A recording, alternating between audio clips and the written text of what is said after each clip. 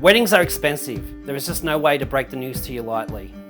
It also explains why more and more couples are choosing not to get married. And it's understandable when you have a choice between a dream wedding day or a deposit for a house. There are many reasons why weddings, including photography, are expensive.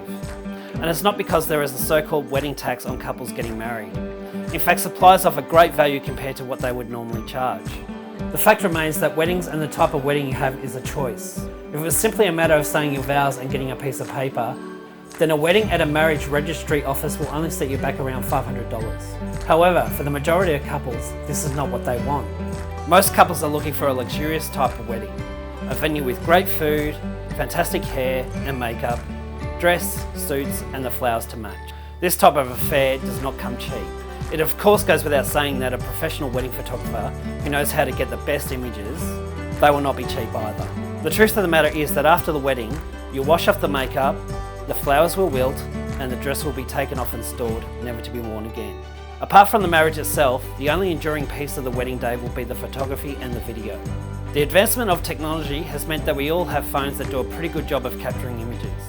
And this has played a part in the perception that photography is overpriced.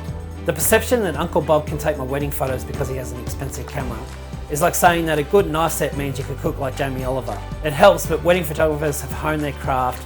They've spent time and money to build up those skills.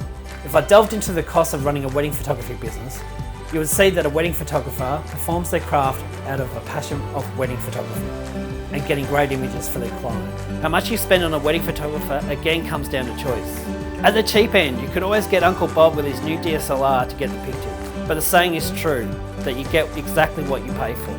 Wedding photographers charge accordingly, and there is a big difference between someone who charges at the lower end of the scale, as opposed to a photographer at the higher end. The telltale sign is the quality of their images and the work they display.